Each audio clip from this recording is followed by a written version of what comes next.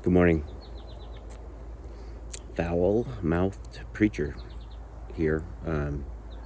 I just some thoughts this morning because I've kind of been wrestling with some stuff, and I don't think we get necessarily exact answers in the Bible. So it's just stuff we get to wrestle with. But the idea of having an eternal perspective is what I'm talking about, and how much that changes the conversation about everything, right? And what I mean is, like, as most of you know, I'm like just an awful alcoholic, right? Just a disgusting drug addict alcoholic, left to my own devices without God. I'm a monster of a human being, just despicable.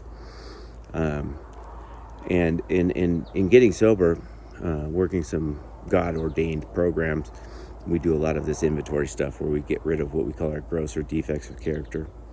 And in reading some C.S. Lewis stuff, I've been wrestling with this idea of eternity and thinking, my theory has been all along that God is using systems and processes in the world to create heavenly bodies, right? That the only way you can wrap your mind around things like childhood cancer, for instance, as we're in our agape week now, is to say God must be painting a picture bigger than I can see, because there's nothing just about this, and I know my God is just.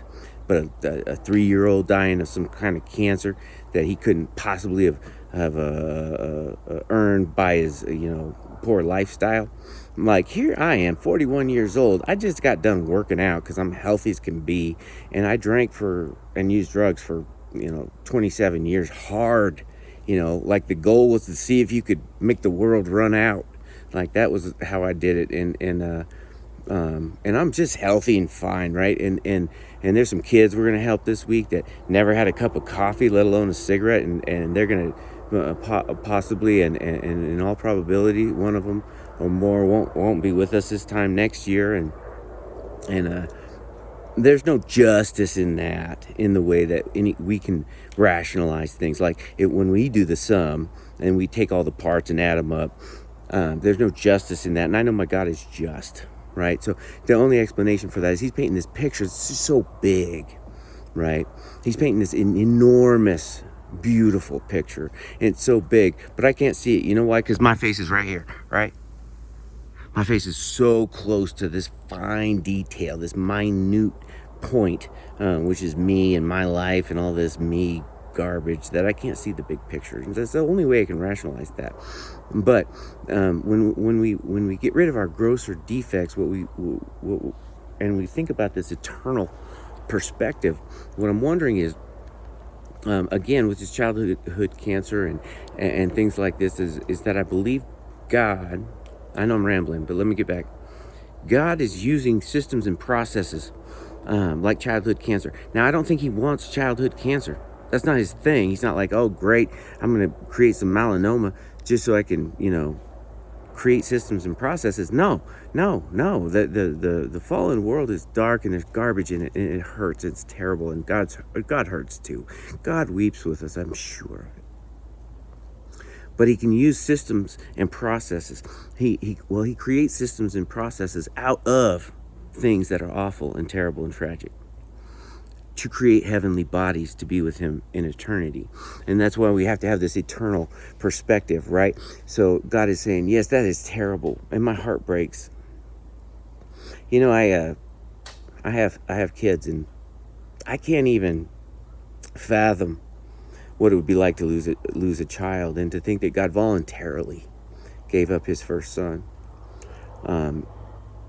If you have kids, I think you can get just a small glimpse of what that must have been like, to voluntarily volunteer your only son for torture and belittlement and complete humiliation, in violence and depravity and eventually murder. So God hurts. He knows what it's like to hurt. Okay? We're not in this alone and he doesn't get it. Right? But if God says, if I can use those as systems and processes to break off all the garbage that you got on you so that you can be with me forever in eternity, because this life that you're doing here, maybe it's just an opportunity for me to write you so that you can be with me forever in eternity and to get the most out of that. And that's what I'm getting to get the most out of that. Meaning, what if when we get to eternity, we can carry some of our ick with us? Now, I'm not saying you can. I'm not sure you can. I'm just wondering. So if I have a character defect that I'm not willing to let go of, right? Like I'm just mad at my, whoever, your dad or your mom or whoever the person that wronged you, and justifiably so terrible, right? They did terrible things to you and it wasn't deserved. But if I'm justifiably willing to hang on to that, and you know that's just poison for you, they don't even know you're mad. But if I'm willing to hold on to that, and it's a poison that sickens me and it's inside of me, is that poison that pours out to everybody around me. So first of all, it's not just me. I'm willing to make other people's life worse because I'm not willing to let God remove this character defect. But what I'm wondering is, what if you carried that into eternity? Because I could be mad for 70, 80 years, sure. But I don't think I could carry that thing forever. Sounds a lot like hell to carry that thing forever, doesn't it? I wonder if God here is cleansing us of those things, those very things, those inabilities to forgive. Because I think one of the main premises of sin is that we are sitting in his chair. And if I have a resentment towards somebody, that means I judged them. And I'm not meant to be in that seat. If I'm judging somebody, I'm in the wrong chair. So I ask you to question your resentments in your life today, because they're poison for you and everybody you love.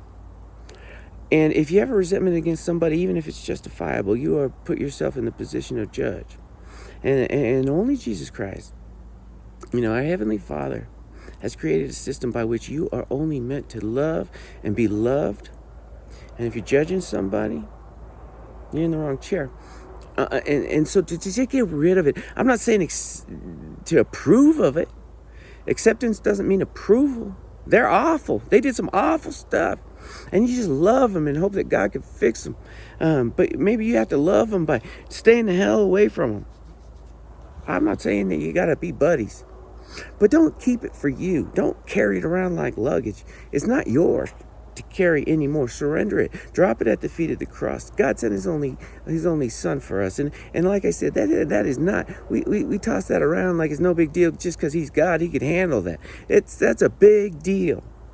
So toss that stuff down. Surrender it. Let it go. Let God create a heavenly being out of you so that you're in a position and a place of being able to receive this incredible love and spirit and power and passion and wonderment that is prepared. Your being is prepared for this heavenly journey that's eternal. And yeah, we're already on the eternal path, I know. But he's still just kind of working on the vessel, I think. Just some words of thought, some stuff I'm wrestling with. Again, I know I don't ever preach down to you. This is stuff I'm wrestling with me, So God bless you. I love you. Have a great day.